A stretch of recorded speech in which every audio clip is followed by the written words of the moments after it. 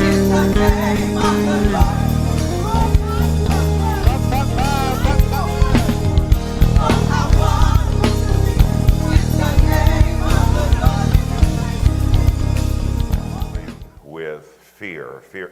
factor.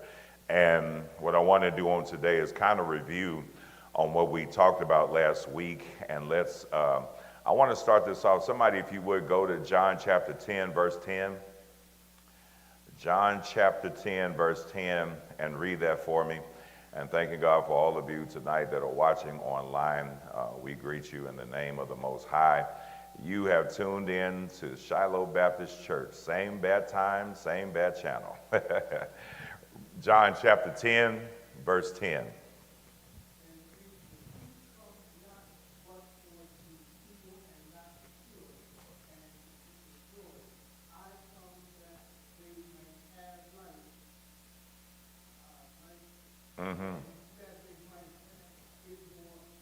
Yes, sir. I am come that they might have life and life more abundantly. In order for you to have life more abundantly, you have to get over your fears. Whatever it is that you're scared of. Now, I'm not telling you every fear, because he's not mentioning every fear. When he says that the thief comes to steal, kill, and destroy, when he says, I am come that they might have life, he's telling you not to be scared. Watch, over spiritual things. Over spiritual things. I told y'all last week, if I see a mouse, y'all gonna need a new pastor. I'm gone, because I don't do mice. We're not doing that. Y'all laughing? I'm serious. Deacon Johnson be like, well, y'all, we got to start another search committee because pastor resigned. There was some mouse ready to cross his feet now. So he's not talking about spirit. He's not talking about physical stuff. He's talking about spiritual things. So Jesus says later, take no thought of what you eat, your drink, don't be scared, because God is a provider. So we also talked about last week about the things that fear actually steals. Number one, when you're fearful spiritually, number one, you can't sleep. You can't sleep. You're tossing, turning all night long. You got a grown son that just won't do right. You got a daughter in prison. You got a situation on your job. You just cussed out one of the ushers at church. Pastor getting on your nerves. People can't drive. You got all these things going on in your head. And then when it's time for you to lay down and sleep, you can't do it. And now you put your head on the pillow and it takes 10 minutes to go to sleep. You can't fall asleep. You flip the pillow over to make it cool. You want it to cool on the other side of the pillow. It ain't working. You turn to a TV show. It ain't working. You try to drink some hot chocolate or something. It ain't working. Then right when you get ready to fall asleep, the alarm goes off. 10 minutes later, you got to get up, because you had so much on your mind that you cannot sleep. Again, these are spiritual matters. Number two, fear also steals your sanity. It steals your sanity. Many people are on the brink of insanity. Now, we think that insanity is somebody just in the middle of the road running around naked and acting silly. No, many of us in here are on the brink of insanity because you have so much going on, and you think that it's your job to take care of everything. I said last week, and I'm going to say it again, some problems are a Jesus-only problem. In other words, you can't fix it, because if you could fix it, it already would have been fixed. Go back to the scripture where the lepers approached Jesus and their vocal cords have been stripped and they can barely walk and they got to cover their mouth. So when they talk to him, they say, Jesus, Son of David, have mercy. He says, go show yourself to the priest. They turn around, and as they start to walk to the priest, they get healed. The reason why he says go show yourself to the priest, because back then they believed that only the priest could heal leprosy. But they said, we're not going to the preacher, we coming to Jesus. Because some problems are a Jesus-only problem. You get what I'm saying? So in your sanity, sometimes you could be in an argument with your husband. And how you know you're on the brink of insanity? I mess with the Richardsons all the time. Sister Delman comes in, Deacon Lonnie's walking in. He doesn't open up the door. And then she says, excuse me. Oh, baby, I'm sorry. He opens up the door. She walks through. And she, we've been married all this time. You know you're supposed to open the door for me. And Deacon Lonnie will turn around, man, I can't believe this. What, you don't believe me now? That's the brink of insanity right there. Because you're arguing over little, you get what I'm saying? Okay, here's how you know you're almost getting ready to go insane. Sisters, you walking in your house, and as you're walking in your house, you literally are talking about, okay, I got to hurry up and go, and you're doing this, and you're like, oh, God, where are my keys? I don't know where my keys are. Where are my keys? Now, to make matters worse, now you're walking through the house, you try to get out the door, your purse snags on the door. And now you hit the door. The door didn't do nothing to you. Insane, because you got so much going on in your mind that little bitty things make you go crazy. Watch. How many of y'all have walked through your house in the middle of the day, stub your toe on the coffee table? What was the first words you said? You can't say that in here. You can't say that in here, but that's what, you get what I'm saying? On the brink of insanity. When you're fearful, worrying about all the stuff that you cannot control. The next thing that fear does, it takes away your selection process. What's that old terminology in spades? Study long, study wrong. Selection process. You've been trying to get God to do some things for you, but because you're scared and you're worried about your grown son, who you can't control anyway. You're worried about your grown daughter, who you can't control anyway. You're worrying about your husband acting up, who you can't control anyway. You're worrying about your wife acting up. You're worrying about the pastor at church and all this other stuff. So then when it's time for you to select to do something that's going to be for you, you got so much going on. Instead of you sitting down eating healthy, you wait till 11 o'clock and you go to New York Chicken. And you eat a whole bucket. And then you go to sleep 30 minutes later, and then you wake up the next morning. I don't know why I'm so slugged, because your selection process was wrong. You should have had a salad. Are you get what I'm saying? Not just that, when you're fearful, we talked last week about relationships. My biological clock is ticking, and I think I need a husband. Not that she needs a husband, but the people at church told her she needs a husband. Well, there's one guy presenting himself, but I'm really not attracted to him. There's another guy presenting himself, and I'm really attracted to him. But in the meantime, I got all this other stuff going on. And instead of me asking for discernment, I'm going to choose Ike Turner. And I should have chose somebody else that God sent, but I chose, are you getting what I'm saying? Your selection process gets messed up. And then finally, when you are fearful, it takes away your sarcasm. It takes away your sarcasm. He sure is funny. I don't see what's funny about it. Everybody else around you is laughing except you. Because when you're going through stuff, you don't feel like laughing. You don't feel like smiling. Some people, when they're going through, they don't have joy because they think that they're by themselves. Other people, when they're going through, they act evil on purpose because being evil gets them attention. Don't believe me? Ushers open up the door on Sunday morning. Somebody comes in. Hey, good morning. Hey, how you doing?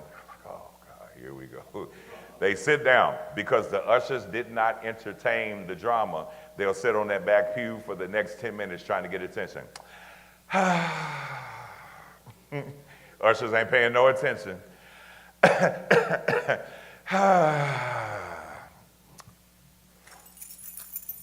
Now that everybody looks over there. And then finally, Sister Nisa said, girl, what's wrong?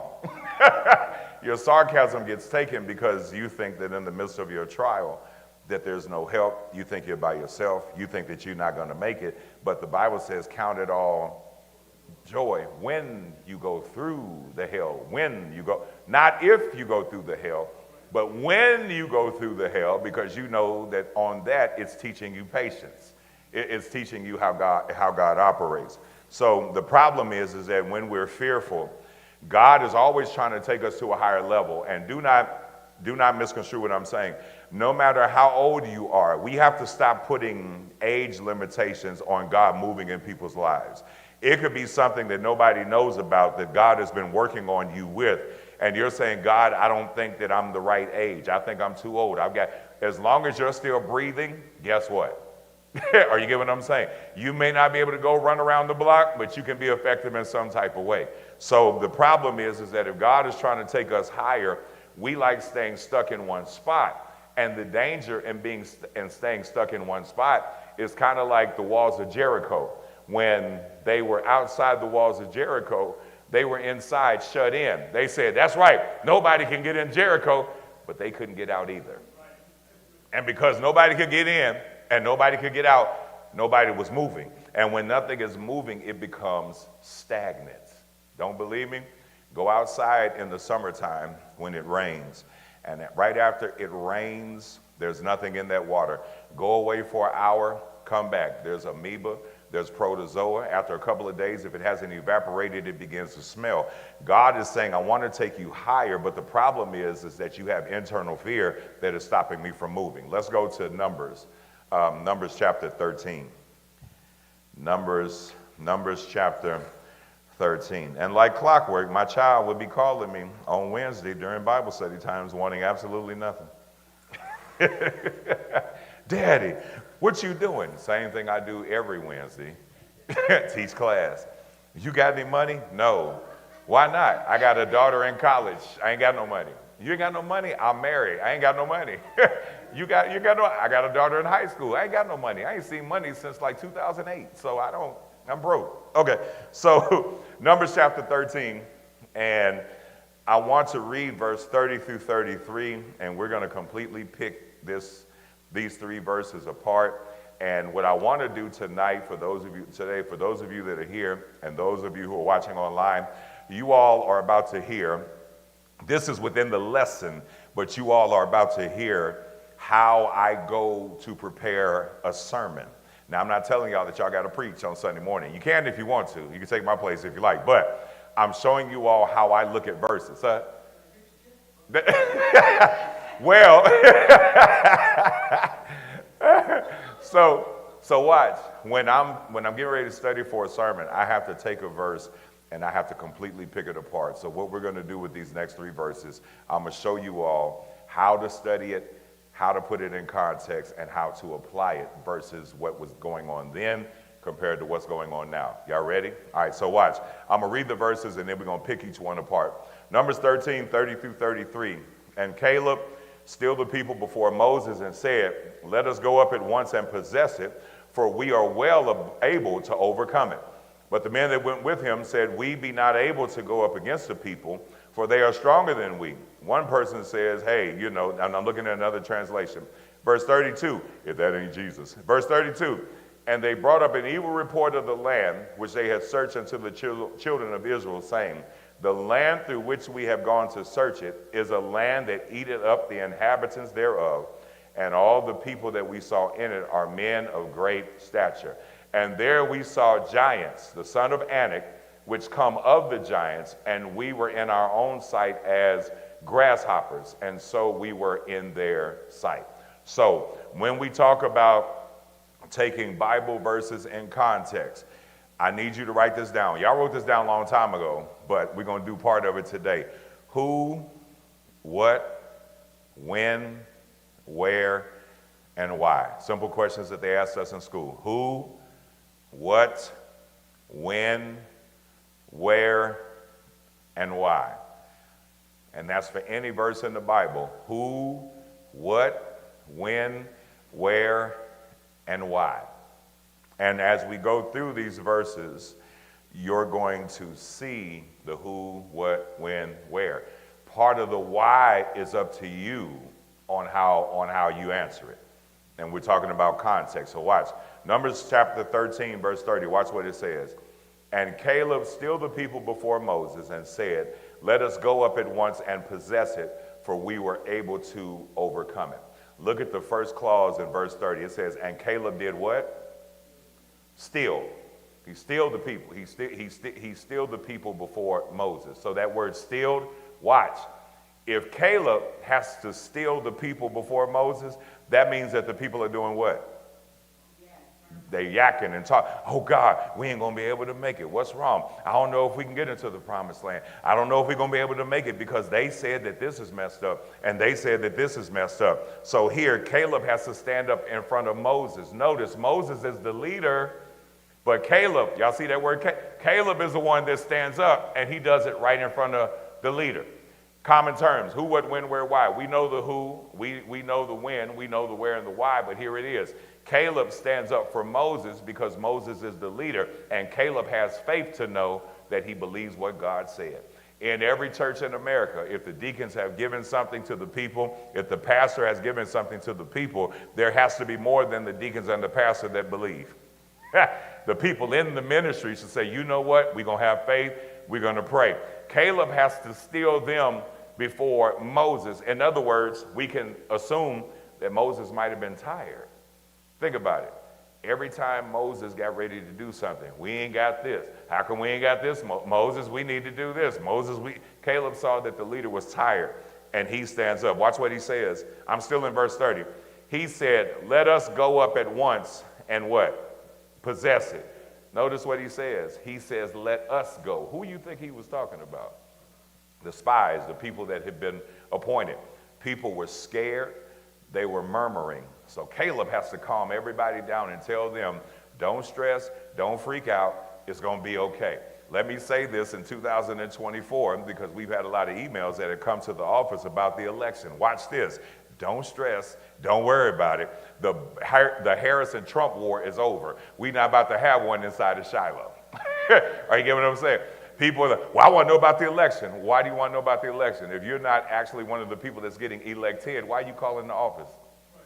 She's the church clerk, not the personal clerk of each individual member. Y'all see how quiet it got? Because in our mind, we think, well, I go to the church and I'm a member. She worked for me. No, she don't. It don't work that way. Are you getting what I'm saying? I'm saying this because we can get so upset and we can get so distracted from the main goal. Instead of focusing on souls being saved, we worrying about who's getting elected and who we don't like that's getting elected. The fact that everybody ain't said a word right in through there. Here's the thing. Caleb says, y'all quit murmuring over silly stuff. God already told us that the land was ours. All Caleb does is remember what God said. He said that I'm going to give y'all a land flowing with what? Milk and honey. That's not physical milk. That's not physical honey. That's the Fertile Crescent. That basically means that whatever they put in the soil was automatically going to come up. If it was physical milk, the milk would have spoiled. If it was honey, it would have been a whole bunch of bugs and bears and lions and tigers. Oh my. So he says, God told us already that the land was ours. So because he gave us his word that it was ours, all we have to do is walk into it. Some stuff is not faith. If God has already given it to you, why are you not walking in it? Because we walk by. Yeah, so if God has already given it to you, why you got to get opinions from people? What you think I should do? You think I should go? If God already said it and you received it in your prayer, I ain't got to ask nobody for no second opinion. Are you hearing what I'm saying? But what we do, we ask people for second opinion. Deacon Johnson is praying about buying a brand new Bentley. I use that hypothetically.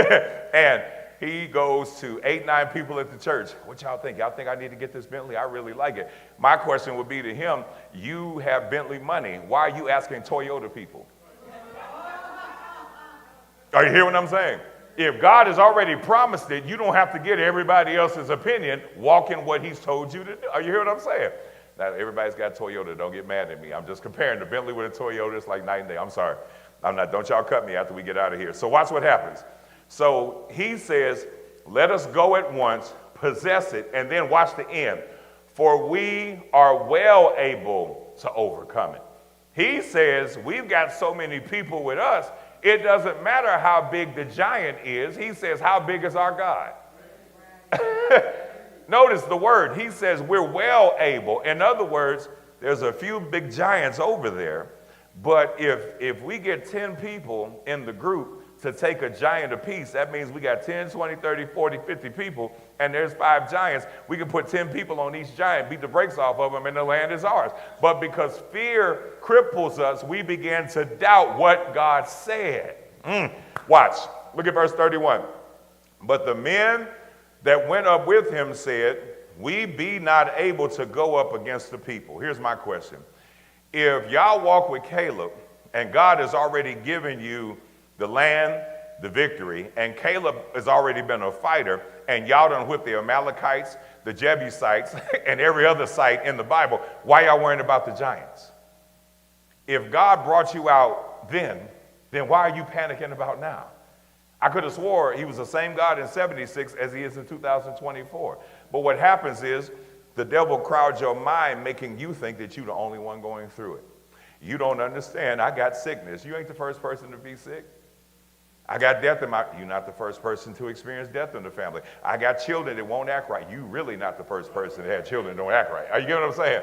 So you're not the first and you're not the last, because long after we're gone, somebody else is going to go through the exact same thing. Watch what he says. The men say, we be not able to go up against the people. Look at what they say. For they are stronger than we. How do y'all know they're stronger than y'all? Have you fought them? Have you even had a conversation with them? You see what I'm saying? They're looking at the size. When you have courage, you don't care how big somebody is. Are you getting what I'm saying? When you really have courage, you do not care. In the beginning, you might have a little bit of fear, but once you realize who you are and what you're capable of, listen. I had a bully, and I know my mama's watching. Y'all pray for me and my mama. We go back and forth with this. I had a bully. His name, he passed away a few years ago. His name was Lee Dupee. Every day on the bus and outside the bus stop, he would bully all the smaller kids. I was much smaller then. And literally, he shows up on our house Christmas Day, 1979. How I remember this is because my grandfather bought us a Dukes of Hazzard racetrack set, old school Dukes of Hazzard. We playing with the racetrack set, and I see this huge figure come up on the front porch, and I'm like, who is that? And I'm like, and I'm trying to look through the glass, and I couldn't see who it was, and my mama opened it up, hey, and I'm like, oh God. I'm like, what are he doing here? Like, it's Christmas. I ain't think nothing of it. Miss Betty, Marvin was supposed to give me $5 the other day because I loaned him $5, and I just came over here to get my money. Now, I would have thought my mom would have used the process of elimination and said, baby, it's Christmas. Get away from my house. My son don't owe you $5. My mama said, he owe you $5? Yes, ma'am. Where my purse? And in my head, I'm thinking, I know I'm about to get murdered as soon as he closed the door. Listen, when I say she gave him the $5, he looked at me as if to say, I got you. If he's getting me on the street, and he's getting me on the bus, and he's getting me at home, Deacon Richardson, I had to try to figure out a plan. When she closed the door, it was a tag team beating on little Marvin. Why are you messing with these bullies? He even smelled like the marijuana, not marijuana, the marijuana. I said, I don't know why I don't want to hear it. She's hitting me with the belt. I'm sitting on the sofa, and I'm like this. And I mean, she's tagging me, and I'm just like, because I was so upset that he lied on me, showed up on Christmas, messed up the whole holiday. Here comes my grandma along with my mom. Oh, you ain't gonna cry. I told you. So they tag team. It's funny because I look back at it now, they tag team because they ran out of breath. I told you, you ain't gonna cry. Get in bed. And I told you. And I'm there, I'm just sitting there. My grandfather gets up. Oh, you ain't gonna cry? I said, oh God, I'm about to die. Because I know he gonna hit me. He had the old school leather strap with the 3 holes. Pat! Hee! I was like, oh, that's it right there. Next day, when we got out of summer vacation, out of Christmas vacation, I said, okay, I got something for him. I hid behind a dumpster at Haddock's Grocery. They just closed the store. The bus came at 7:15. I left the house at about 6:30. I leaned up against the dumpster in the middle of winter in the snow. I said, as soon as he come around, I'm going to beat the brakes off this boy. Waiting. And my brother was like, Junior, he bigger. He's bigger, but something about to happen. Just waiting. And as he walked, I said, that's it. I come from behind that dumpster, blew you out, knocked him unconscious. When I knocked him unconscious, in my head, I'm thinking like, oh God, I killed him. I'm going to jail. Then I saw him move, and I said, oh, he moved, and I hit him on his arm. So he turned his head, he looked up, I said, you come to my house again like that. And he was just like, I was like, what you gonna do? After that, he never bothered me. I say this to say that we're so busy looking at the appearance of our giant and going by the reputation of our giant that we've never taken the time to take a swing at our giant. Are you getting what I'm saying? So they say they're bigger than us. Again, it's not how big the giants are, it's how big your God is. And if God is from everlasting to everlasting, if God is omnipresent, that means that when he walks, he runs into himself. If he falls down, he falls on himself. If he falls backwards, he falls on himself. He's ever present. So because he's ever present, you got to have his presence in you. That gives you the courage to face what you need to face. But the problem is, when there's the absence of the Holy Ghost, there's fear.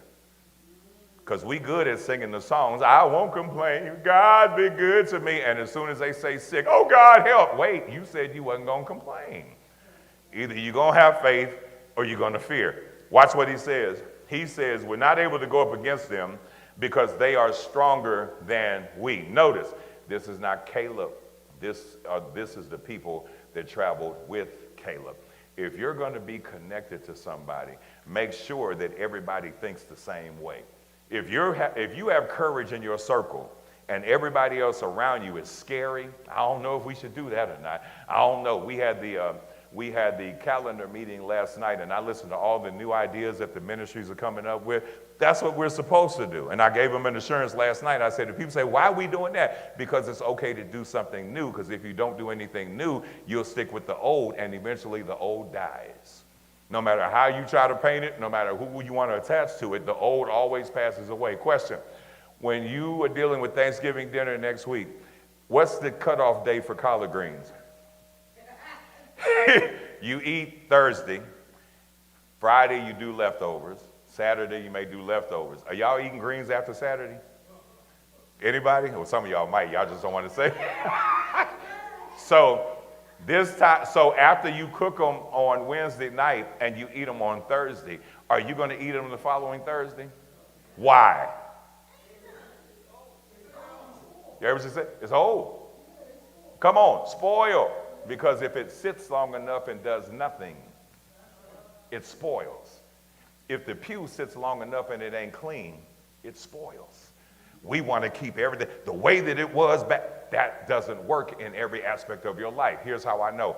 Everybody who's driving the same car that you drove in high school, raise your hand. Everybody who has the same refrigerator in your house that you had when your kids were growing up, raise your hand. Everybody who can fit the clothes that they could fit in high school, raise your hand. Well, besides Deacon Richardson, I know he can. So what I'm saying is that no matter how much we want to stay attached to the old is good, but the old is the familiar. They were willing to go back into slavery because they were scared to confront something that needed to be confronted.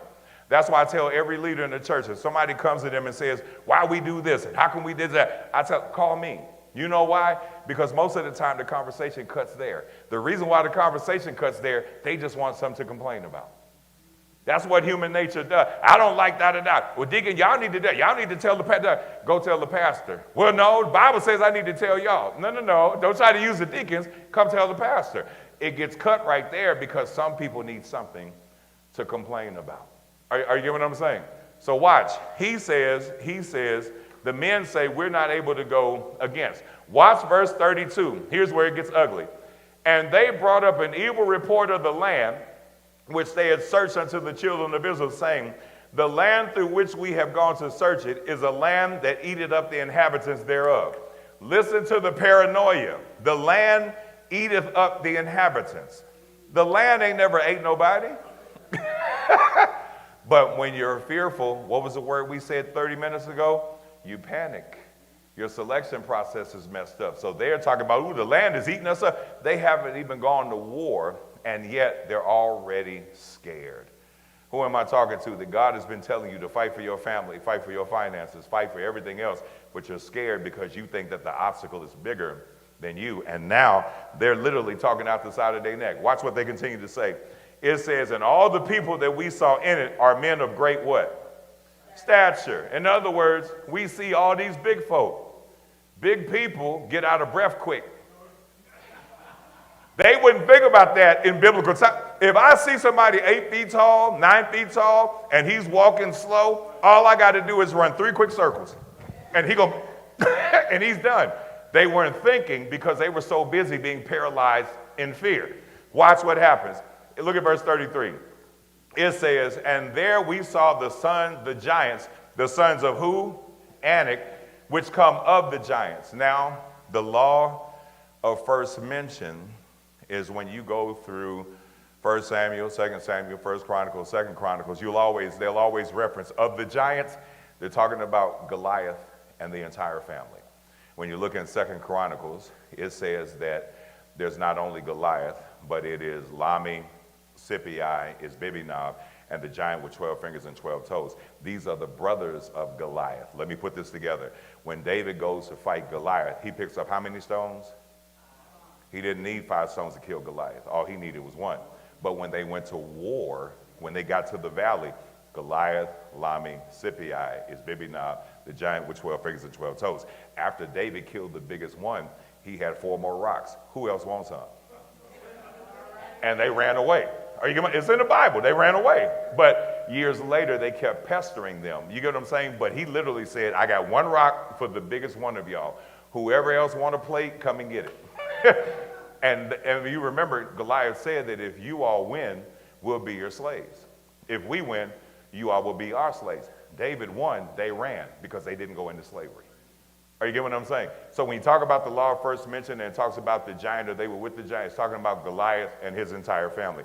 Watch what it says. It says, we were in our own sight as what?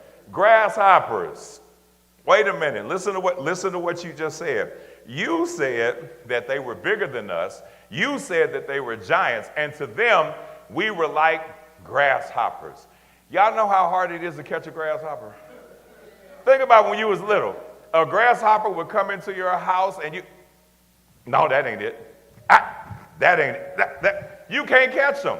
If they had thought, if we look like grasshoppers, we need to act like grasshoppers. If we see these big giants, everybody go to their feet. Because the grasshopper makes his living on the ground. If everybody goes to a giant's feet, eventually he's going to get confused and what? Fall over. When he falls over, we beat the brakes off of him. They didn't think like that. God was already on their side, but because they were paralyzed in fear, they basically say, So watch. Look at the progression. Y'all got the 1 through 5 for fear and those who supposedly believe in God. Watch this. Number 1, is that on y'all's page? Okay. They heard what they needed from God. That was back before when he said they had the promised land. Watch. Number 2, they admitted defeat before they even started. Watch this. Number 3, and here's what happens in churches. They spread their fear and they tried to convince everybody. What does that sound like? Pastor Barner and Deacon Johnson and Deacon Richardson, they said that they wanted to go after Bible study to help feed the homeless because they got some food that was donated and they just going to go across the street and feed some people less fortunate. There's other people that be like, okay, well, let's go. Then there's some other people, well, I don't know. Why? Well, Shiloh ain't never done that before as long as I've been here. Well, you going? I think I might go. No, well, I ain't going to go. Well, if you ain't going to go, I ain't going to go. Well, you know what? Well, let's talk and see if Barnell, you going to go? Yeah, I think I'm going to go. You sure? Yeah, but we've never done that before. Well, you know what? You're right. I ain't going to go either. Miss Val, you going? You know what? I think I'm going to go. Well, you know what? Last time, I don't think we've ever done that. And I don't want to go out on them streets because you know what? I thought about it. If you can't get your agenda through, you'll try to convince everybody else to join you. That's what happens in churches all over the world because some people don't have faith and they want to convince people who do have faith not to have faith. They already were defeated and now they're trying to convince people, hey, y'all don't need to do that. You're not even in the war. Don't miss what Pastor, if I was you, you're not me. So I'm not going to do what you asked me to do because I have to live with the consequences of the action that I perform. People will always advise you on stuff that they don't have to live with the consequences. Hey, girl, if I was you, I'd jump out that airplane. Okay, but if I jump out the plane, where you going to be? On the ground? Okay, see, you trying to get me to do some foolishness. Watch. Look at the next one. Number 4. They repeated the same fear because they talked about the giants. And then they added to their fear saying that they were what? Grasshoppers. Oh, God, we're grasshoppers. Grasshoppers have more power than what you think they do. Listen. Grasshoppers, and the one that's from the grasshopper family has power to take down an entire house. Crickets. Try to sleep in the house when a cricket is in the house. Right when you get to, and then, and you think like, it's got to be here somewhere. You done turned over the bed. You done moved the refrigerator. You done moved the stove. I know I hear it. Where is it at? Now you bringing out bug spray and you spraying it all over the house. Now you can't sleep because you high as a kite because you hear All it takes is something little to mess up something big. Faith the size of that's small. All it takes is a little bit of faith and you can change the world. The problem is we're too busy trying to look at the outcome before we actually see the results. We're saying, God, I don't see it. You're not supposed to see it. Write this down. Faith is when you see what you already heard. Now faith comes by hearing and hearing by the word of God. I'm able to see it now, but back then I couldn't see it. But when you have faith, before I get to it, I know that God is going to provide. When you learn what faith is, faith says, I don't see it right now, but I know that the God I serve is able to do it. All I have to do is trust him. Come here, Elijah. Elijah is told by God to get to the brook Cherith. On his way to the brook Cherith, Elijah is depressed, he's angry, he's hungry, and he's thirsty. When he gets to the brook Cherith, there's cake on a coal, and then there's meat that's there. How did God supply the meat? He used ravens to carry meat in the air for miles to feed a preacher down the road. The shout is a raven is a carnivorous animal. You can't put meat in front of a raven. A raven eats chicken, beef, people, whatever's dead, a raven's going to eat it. But God says, I need y'all to suppress y'all's hunger. Take this meat to this preacher because I'm getting ready to use him. And the birds obey because that's God. So the same God that can use a bird to bring you meat so you don't starve is the same God that can change your situation. But if you don't have the faith, you're not going to see it. Reverend, I just don't see it. You're not supposed to see it. As it pertains to Shiloh Baptist Church, there's some stuff I don't see yet. Okay, here's what it is. I shared this with the deacons. I think I shared this with Miss Barr when I had my surgery. Before I became pastor of this church, that January, I was supposed to preach, and y'all had the bad snowstorm.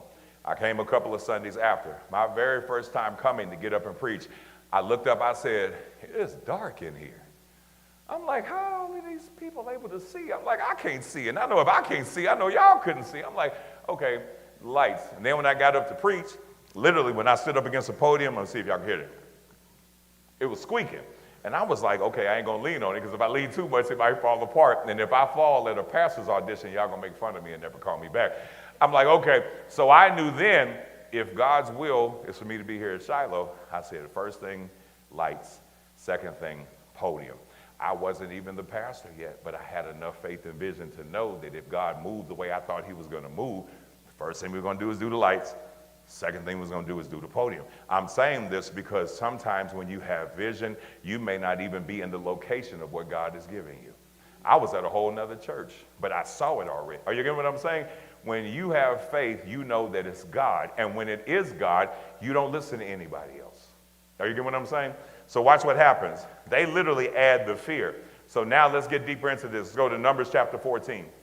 I'm looking at my time and see, now when your child calls you again and then they text you talking about, do you see my messages? Clearly I see them. I'm just ignoring you. This unemployed, always one. So Numbers 14, 1 through 4. Now we have the unbelief and now we're dealing with self-esteem issues and foolishness. Here we go. Numbers chapter 14, verse 1 through 4. It says, and all the who? Congregation lifted up their voice and cried, and the people wept that night. And all the children of Israel murmured against Moses and against Aaron, and the whole, stop right there. Now I'm going to let y'all see what I see. Look in verse 1. It says all the congregation. Look in verse 2. It says the whole congregation. What do you think the difference is? I'll tell you in a minute. Watch. With God, I'm still in verse 2. The whole congregation said unto them, would God that we had died in the land of Egypt, or would God we had died in this wilderness? And wherefore hath the Lord brought us into this land to fall by the sword, that our wives and our children should be a prey? Were it not better for us to return to Egypt? And they said one to another, let us make a captain, and let us return to Egypt. You already had fear. Now you're dealing with choices and self-esteem issues, and now you're also dealing with that other word, selection process. Y'all see how this is going? I'm showing you all how I look at verses. So watch verse 1. It says, all the congregation lifted up their voice and cried, and the people wept that night. So you have people that cried in fear based on the words of somebody else, and they weren't even there to witness it. Isn't it amazing that we can get secondhand information and we can react on secondhand information? Sister Val, she went and walked her dog this morning, and she was in the 7-Eleven. She got her coffee, and she was in there talking about the pastor. Girl, what? Wait a minute. Is Ashford still there? No, not Ashford. Shiloh got a new pastor now. He's been there almost 2 years. You said Val, right? Yeah, Val. Then she goes to somebody else, and then somebody else, and then I get the phone call. And then they say, well, Sister Val was at 7-Eleven talking about you, a terrible pastor and all of that. She ain't said none of that. But if I treat her differently based on what I heard, hello, grown people don't do that. You got to get to know somebody for yourself. But if I hear something about her and she hears something about me, and now I don't speak to her because somebody told me she said something, I wasn't there, because so all I know, she probably didn't say nothing. But I'll take people's words as if it's true. Some of these people crying didn't even go to see the Giants. They just there and got secondhand information. So now you're depressed and bipolar because of the words of somebody else. Watch what it says. All the congregation lifted up their voice and cried, and the people wept that night. Then it says, all the children of Israel murmured against Moses and against Aaron, and the whole what? So watch. In the beginning, it was a few people that was crying. That's the congregation. Now it's the whole body, the whole everybody saying, okay, now hold on now, because they listened to the gossip that was coming from the other people. And because they heard the gossip that was coming from the other people, it started off as a few people, but now all of a sudden, the whole church is talking. I heard that Miss Miller got pulled over for driving under the influence. What? You know, I don't believe that. No, I don't believe it either. Well, you know, sometimes when she come to Bible study, she a little tipsy, so I don't know. Well, you know, I've never known her to be that type of person. Give it about 3 days, girl. You know they got Miss Miller. They arrested her for drunk driving. Now, this is the same person that didn't believe it at first, but after it spread around, people's opinion changed. Now, in the beginning, it was the congregation. Now, it's everybody. See how quickly we change on folk based on the words of somebody else. You weren't even there. Think about it. You got people right now that are mad at you that you've never met before, because somebody says something negative about you in another room. And that's why I told y'all with Gen X, we don't care if people don't speak. Hey, how you doing? Getting on my nerves. I heard about you. Oh, you heard some stuff? Yeah, I heard about you. Well, what all did you hear? Because if you tell me what you didn't hear, I'm going to tell you what you need to hear. I'm going to give you everything. I add some stuff to it. I don't care. I'm saying this because we treat people differently based on the words of other folk. Watch the verse. It says, and all the children murmured against Moses and against Aaron, and the whole congregation said unto them, would God that we had died in the land of Egypt, or would we have died in the wilderness? So let me get this right. Y'all were told by God that y'all got the land. A couple of people got scared. Y'all gossiped back and forth. It only started with a few of y'all. Now it's the entire congregation. But here's what they say. It would have been better if we had gone back to Egypt. Let me help you with that, because that appears over 17 different times in the book of Exodus. Here's why. When the children of Israel were freed from the bondage of Egypt, some of them had had babies by the Egyptians.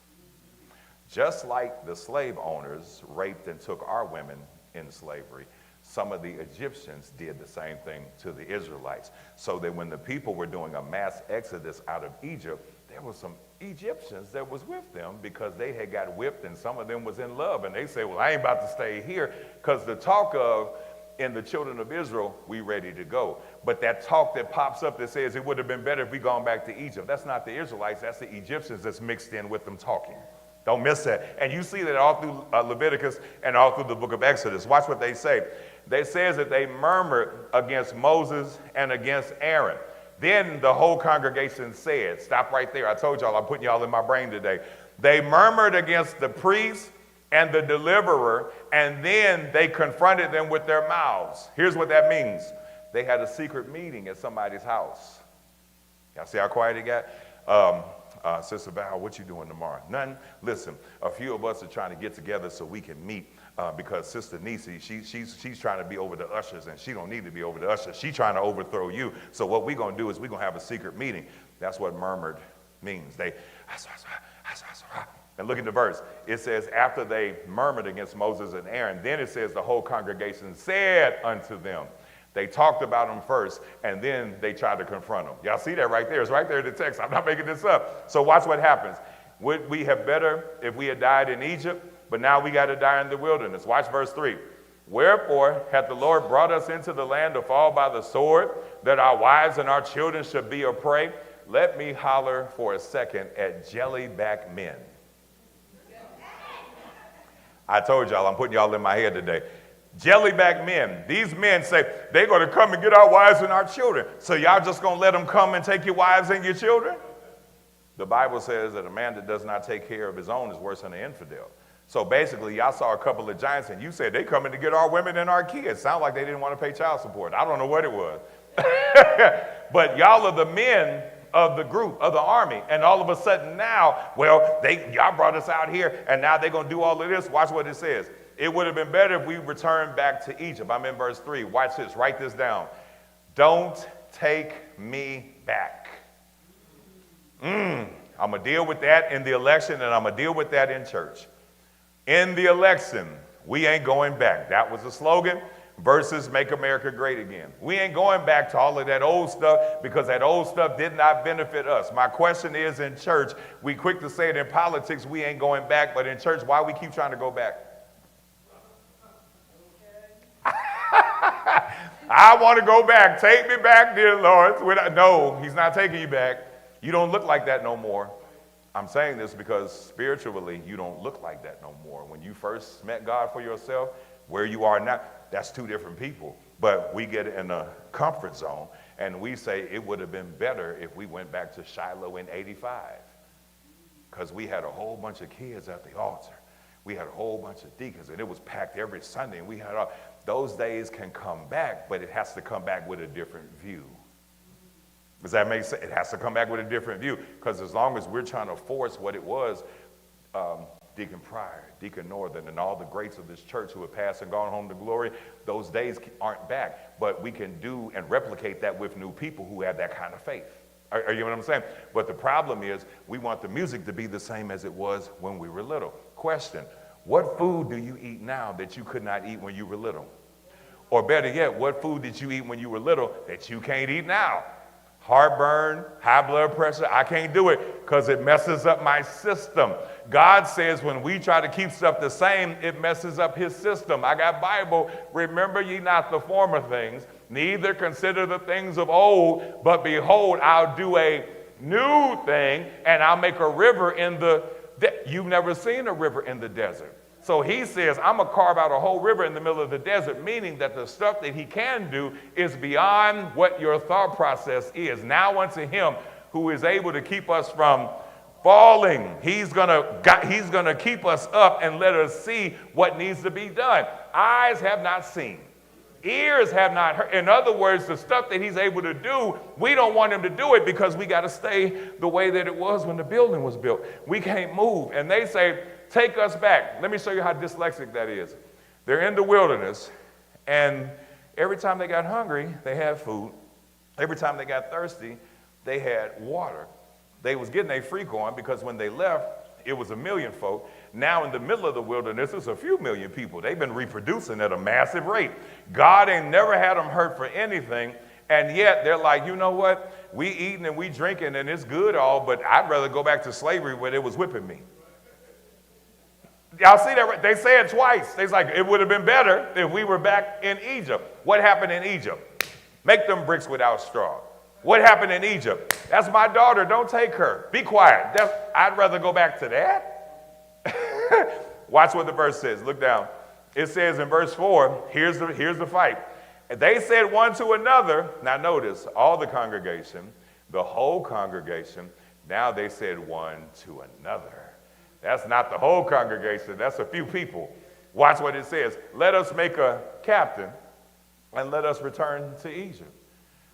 I'm not talking to Shiloh, but I'm talking to all the other churches that's watching this live. Just because your pastor won't take you back to when you thought it was good doesn't mean that you need to fire him and put somebody else in his place.